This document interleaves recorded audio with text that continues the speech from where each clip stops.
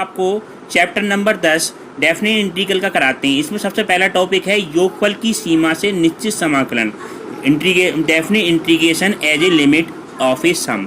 इसमें यदि कोई फंक्शन एफ एक्स ए और बी अंतराल में परिभाषित कोई सतत फलन हो और अंतराल ए और बी में n बराबर भागों में बिंदु a plus H, a plus 2h, a plus 3h dot dot dot a plus nh द्वारा विभाजित किया जाए तो प्रत्येक भाग की लंबाई h हो, तो हम इस सूत्र से हम निकालते हैं a से लेके b तक एफ एक्स डी एक्स बराबर limit h tends to 0 h F A plus H F A plus 2h dot dot dot F A plus n minus 1 into H.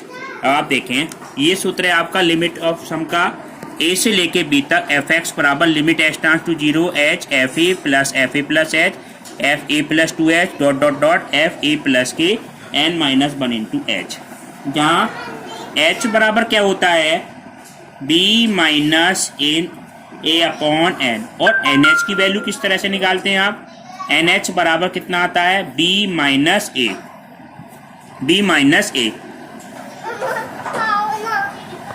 ठीक है। अब प्रथम सिद्धांत में जो यूज आते हैं, प्रथम सिद्धांत से जो मान निकालने में जो सूत्र यूज आते हैं उसका मान सूत्र समझो आप कौन कौन से सूत्र यूज में आएंगे, जैसे 1 plus 2 plus 3 plus 4 dot dot dot n तक। ये क्या है, n प्राकृतिक संख्याओं का योगफल। इसको शॉर्ट में हम इस तरह से लिखते हैं सिग्मा n, इसका मान होता है n प्लस के 1/2, ठीक है। इस चैप्टर में बहुत यूज होगा इन फार्मूलों का।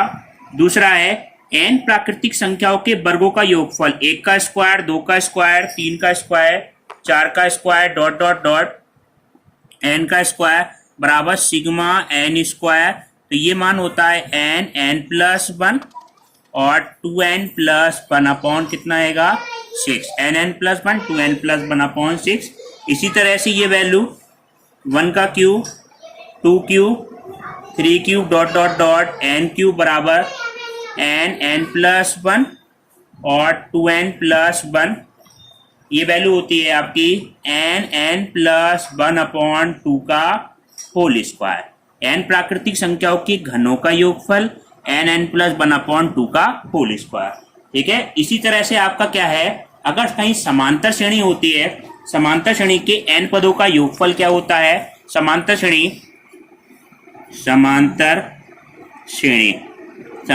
जिसमें प्रत्येक पद का अंतर समान हो, इस तरह की श्रेणी a plus D, a plus 2d dot dot dot. इसमें n पदों का योगफल की अगर कहीं जरूरत पड़ती है तो इसका मान क्या होता है n/2 और 2a plus n minus 1 into D, जहाँ a क्या होता है प्रथम पद और d क्या होता है सार्व अंतर, ठीक है।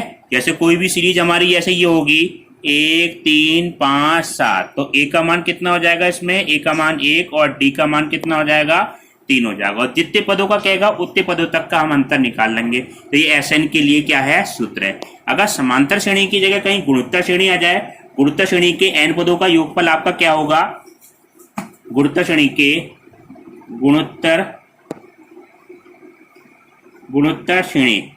n पदों का योगफल। गुणोत्तर श्रेणी कौन कौन सी होती है, a r square dot dot dot ar की पावर n माइनस 1।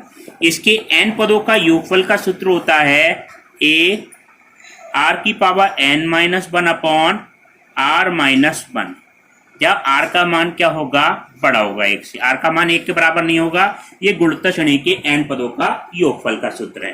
अब आपको इस फार्मूले से आप कुछ क्वेश्चन कराते हैं, ठीक है।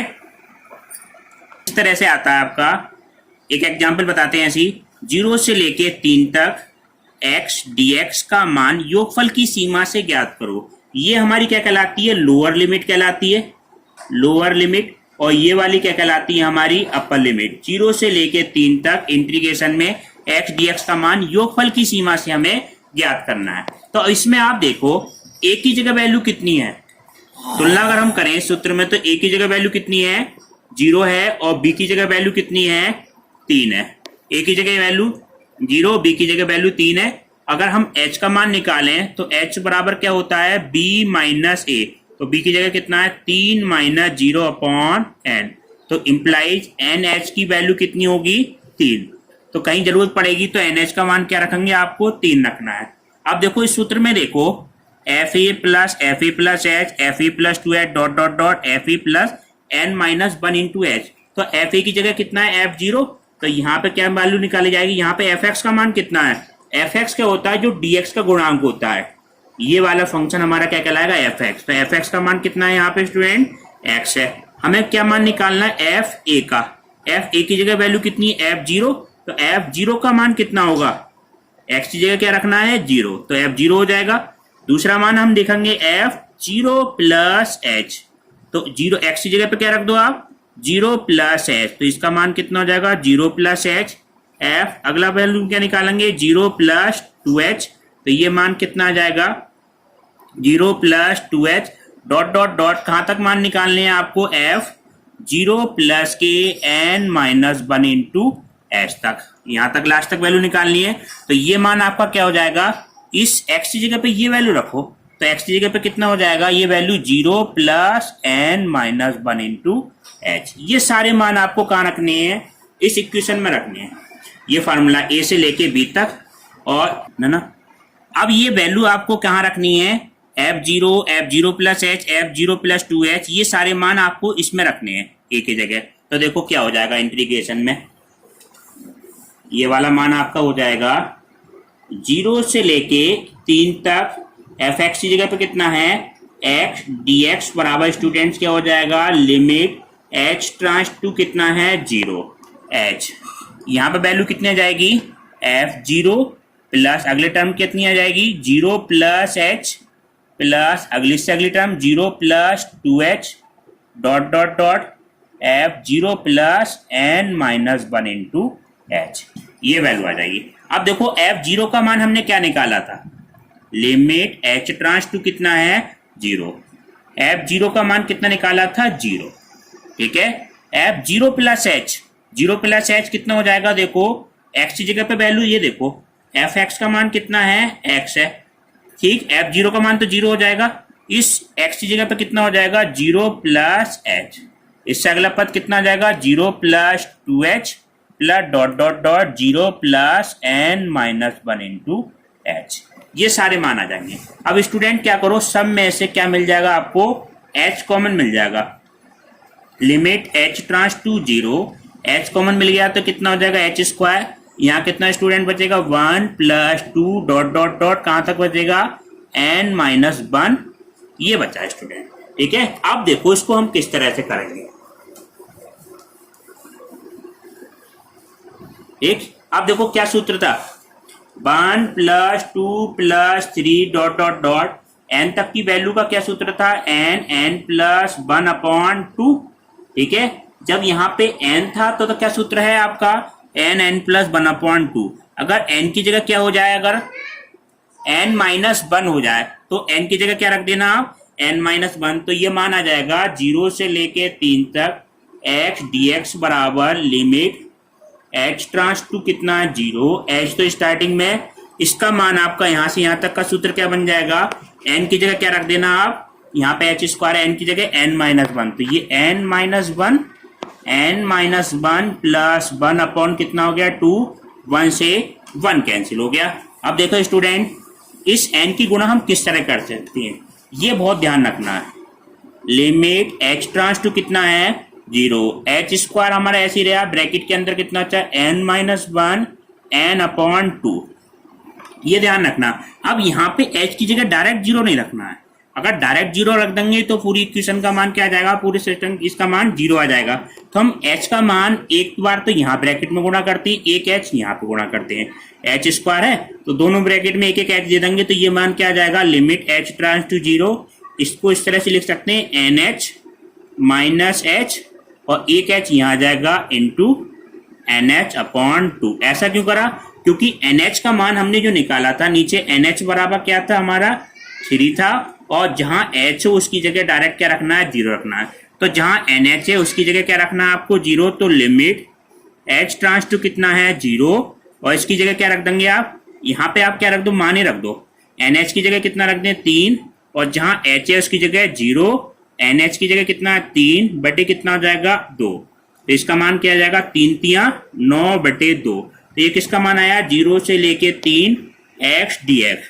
ये आपका क्या हो गया आंसर। इसका आंसर चेक करना बिल्कुल सरल होता है, इसको हम डायरेक्ट चेक कर सकते हैं, कभी भी इसका आंसर आपका गलत नहीं आएगा योगफल की सीमा से। अब आप देखें इसको अलग डायरेक्ट करके दिखाते हैं। 0 से लेके 3 तक एक्स डी एक्स है, 0 से लेके 3 तक एक्स डी एक्स है। तो हम इसको किस तरह से करेंगे, एक्स का इंटीग्रेशन हमारा क्या होता है एक्स स्क्वायर बटे 2, यही तो होता है 0 से लेके 3 तक। ये अपर लिमिट होती है, पहले हम अपर लिमिट रख दें 1/2 तो बाहर आ जाए। अपर लिमिट कितना हो जाएगा 3 का स्क्वायर, बीच में चिन्ह किसका लगाते हैं माइनस का लगा देते हैं, और फिर लोअर लिमिट रख देते हैं 0 का स्क्वायर। तो 1/2 ये कितना आ जाएगा 9 माइनस 0। तो आपका क्या आया आंसर 9/2। देखो इस तरह से भी क्या आया आपका 9/2। मगर ये क्यों करते हैं, क्वेश्चन में दिया होगा योगफल की सीमा से करना है तो इस मेथड से करना है। अगर डायरेक्ट कहेगा डायरेक्ट क्वेश्चन आ जाए तो आपको इस तरह से करना है। मैं क्वेश्चन में कैसे लिख के आता है योगफल की सीमा से निश्चित समाकलन करो, तो ये मेथड का यूज करना है। आप देखें स्टूडेंट, योगफल की सीमा से 0 से लेके 1 तक एक्स स्क्वायर डी एक्स का मान ज्ञात कीजिए। ठीक है, एफ एक्स बराबर कितना है एक्स स्क्वायर ए से, और ये हमें क्या मान दे रखा है एफ एक्स बराबर एक्स स्क्वायर। यहाँ पे ए का मान कितना है 0 और बी का मान कितना है आपका 1 है।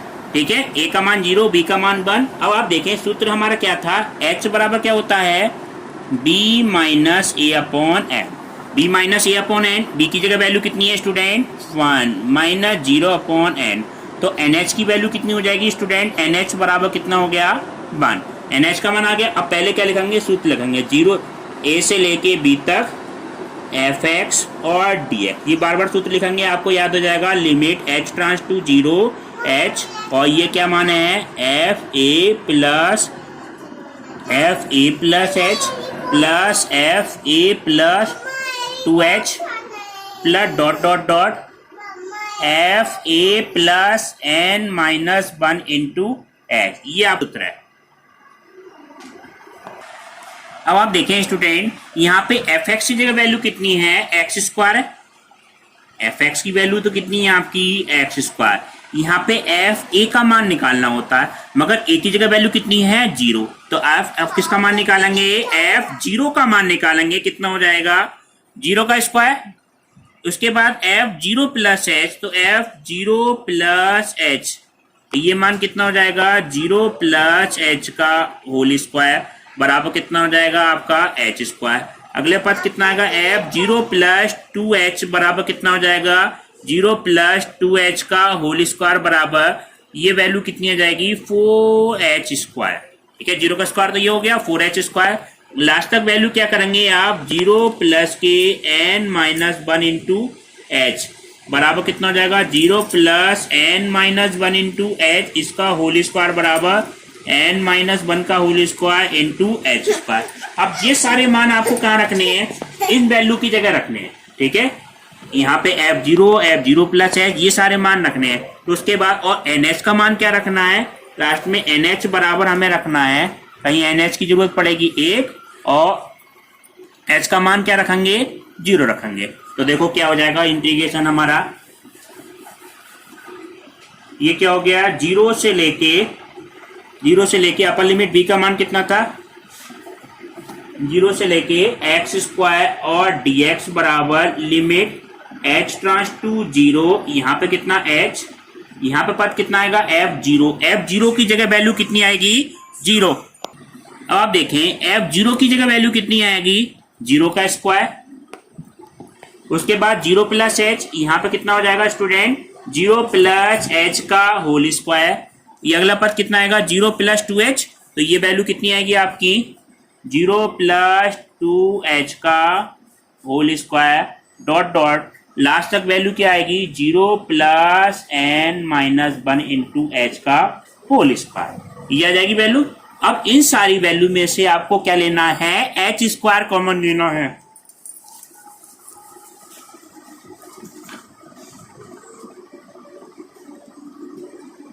काटिए। अब इसमें सब में से क्या मिल जाएगा आपको एच स्क्वायर कॉमन मिल जाएगा, एच पहले से है तो यहाँ पे कितना हो जाएगा एच की पावर 3 ये स्टूडेंट क्या बचेगा 1 का स्क्वायर। यहाँ पे स्टूडेंट कितना का 4, तो 4 को कैसे लिख सकते हैं आप 2 का स्क्वायर। डॉट डॉट डॉट कहाँ तक बन जाएगा n-1 का होल स्क्वायर। ये स्टूडेंट बचेगा। अब आप देखो 1 का स्क्वायर, 2 का स्क्वायर, 3 का square, dot dot dot n square का क्या सूत्र होता है n+1, 2n+1 बटे कितना होता है 6। अब यहाँ पे n की जगह वैल्यू कितनी है, n की जगह कितना है n-1, तो आप क्या रखते हैं n की जगह n-1, n-1 प्लस 1 तो कितना हो जाएगा n, और ये कितना हो जाएगा 2n-1 प्लस 1। ठीक है, 2n-1 प्लस 1 अपॉन कितना आ जाएगा 6, और ये आपका क्या रहेगा लिमिट h ट्रांस टू 0 तो है ही, तो लिमिट h ट्रांस टू 0 और इनटू में ये h की घात कितनी है 3, ये मान आ गया आपका। ठीक है, तो ये आपका क्या आया लिमिट h ट्रांस टू कितना है 0, h की पावर 3, ये क्या बचा आपका n-1 n, और ये कितना आएगा 2n-2 है प्लस का बन जाएगा तो 2n-1 अपॉन कितना आ गया 6। अब h क्यूब की हमें क्या करनी है अंदर गुणा करनी है। अब ये नहीं है कि डायरेक्ट h का मान आप क्या रख दें डायरेक्ट 0 रख दें, पूरा इंटीग्रेशन का मान क्या आ जाए 0। हमें h का मान इस तरह से रखना है, nh का भी यूज करना है, तो हम h क्यूब की गुणा 1h तो यहाँ पे गुणा करेंगे, 1h यहाँ पे, 1h यहाँ पे। ठीक है, तो देखो ये मेन स्टेप इसका यही है। यहाँ पे गलती करते हैं स्टूडेंट ज्यादा, तो यहाँ पे ध्यान रखना, इसको ऐसे लिख लो NH माइनस H, 1H की तो यहाँ पे गुणा कर दी, इस H का बंटवारा कर रहे हैं, 1H यहाँ पे आ गया इसके पास में, ये हो गया NH और ये हो गया 2NH और माइनस H अपॉन कितना आ गया 6। ये मेन स्टेप है। अब यहाँ पे NH दिख रहा है, उसकी जगह तो हमें क्या रखना है 0 रखना, NH की जगह तो क्या रखना है आपको 1 रखना है, और H की जगह क्या रखना है आपको 0 रखना है। तो ये आपका मान देखो क्या हो जाएगा, NH की जगह क्या रखा हमने, ये मान आया आपका NH की जगह 1, तो ये 1 माइनस 0, NH की जगह 1, उसके बाद 2NH, 2 इंटू 1 माइनस 0 बटे कितना है आपका 6, तो ये आपका क्या हो जाएगा 2/6 बराबर कितना है 1/3। ये आपका क्या हो गया आंसर। अब इसको देखो आप डायरेक्ट भी कर सकते थे, मैं क्वेश्चन में इसकी आंसर चेक करने के लिए आप डायरेक्ट कर सकते हैं, आंसर हमें चेक करना है हमें, तो इसका इंटीग्रेशन क्या आएगा आपका x की घात 3/3, यही तो आएगा 0 से लेके 1, ये लिमिट लगा देंगे, ये लोअर लिमिट कहलाती है, ये लिमिट क्या कहलाती है अपर लिमिट लगाया 1/3, 1 का क्यूब -3 माइनस 0/3, तो ये तो 0 हो जाएगा, तो 1/3, ये आपका क्या हो गया आंसर। मगर क्वेश्चन में योगफल की सीमा से पूछेगा तो इसी तरह से करना है, इसका लास्ट में हम आंसर चेक कर सकते हैं हमारा आंसर सही आ रहा है नहीं आ रहा है। अब आपको HW के लिए कुछ क्वेश्चन करने हैं, वो आपको करने हैं, प्रैक्टिस के लिए करके देखना ये वाले क्वेश्चन। HW के पहला क्वेश्चन है आपका 1 से लेके 2 तक x और dx, ये मान ज्ञात करना योगफल की सीमा से। दूसरा करना 0 से लेके 2 तक x² और dx का मान योगफल की सीमा से ज्ञात करना है। ठीक है, अब नेक्स्ट क्लास अगले पार्ट में करेंगे।